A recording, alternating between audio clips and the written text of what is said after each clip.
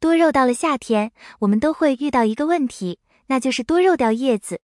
有些原因我们还知道，而有些真的就是莫名的掉叶子，而且掉的叶子都还很健康。这些叶片扔掉其实非常可惜，我们可以尝试叶插。我们都知道，一般多肉叶片在15摄氏度至25摄氏度之间是比较适宜发根发芽的。但夏天不满足这个条件，那要怎么办呢？大家好，这里是花花世界的频道。我们千万不要被夏季多肉根系不活跃、高温高湿易黑腐化水这样的思想所困扰。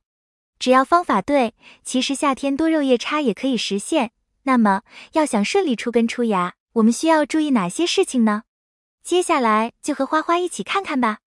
1. 叶插幼根。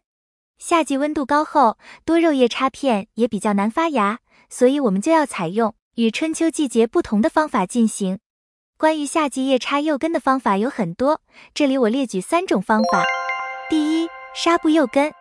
我们找个一次性杯子，拿上纱布，用橡皮筋绷上，再把已经晾干的多肉叶片放在纱布上，这样就营造了一个温湿适宜的环境了。但是如果我们叶片较多，这种方法就有点麻烦了。所以叶片较多的时候，可以使用蛭石幼根。我们都知道，蛭石在养花的过程中用到的范围很广，它能够有效地吸收空气中的水分，哪怕空气中的湿度在 30% 的时候，我们不浇水也不会影响多肉的生长，因为蛭石能够有效地保存水分，用蛭石颗粒来给植物生根，不仅生根速度快，而且成功率也很高。最适合选择蛭石生根的季节就是在夏季，春秋2季的作用没有夏季的明显。蛭石不仅比土壤更加干净，透气性也更好，这样多肉感染病菌的概率也会有效地缩小。此外，在挑选蛭石的时候，最好是选择3到6毫米的蛭石，它的效果更显著，发根速度更快。接下来这个方法应该有很多养护多肉植物的朋友都知道，水幼法。水幼法发根的方法也很简单，我们只需要找一个透明的瓶子，然后在里面装有少量的水，再将我们准备好的多肉叶片插到瓶子里，让多肉的茎干下端离水面1厘米左右即可。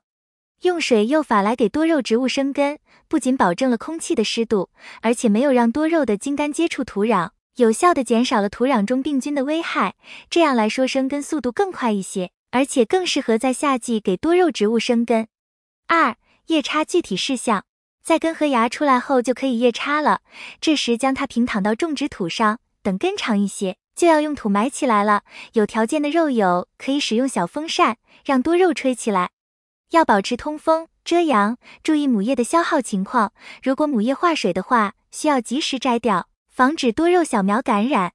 此外，就是今天我要说的关键，在叶插多肉植物的时候，为了节省花盆，往往都会一个盆里插好多。天气凉爽的时候，一个花盆里生长多个叶插苗是没有问题的。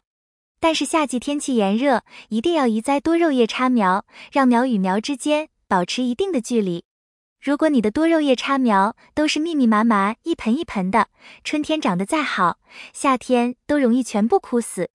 原因是多肉植物叶插苗长得太过于密集，通风不好，就容易滋生各种病菌。病菌数量大的时候，叶插苗就容易黑腐。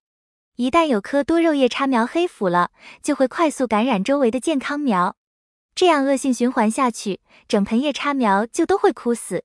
另外，夏天温度高，想让多肉植物顺利度夏，我们往往会控水养护。在养多肉叶插苗的时候要注意，千万不要像养大苗一样过度控水，否则小苗很容易旱死。因为大苗根系发达，叶子大而密集，养分水分储备比较充分，过度控水也不容易完全施养。多肉叶插苗植株比较小，根系很弱，叶片小而少，自己根本就储存不了很多养分水分，一旦控水过头，就会很快施养整株枯死。所以养多肉叶插苗时，看到盆土变得干燥，叶片明显失水时，就要浇。要是温度特别高，不适合给多肉叶插苗浇透水，那就避开叶子，周围喷一些水，让盆土表面保持湿润。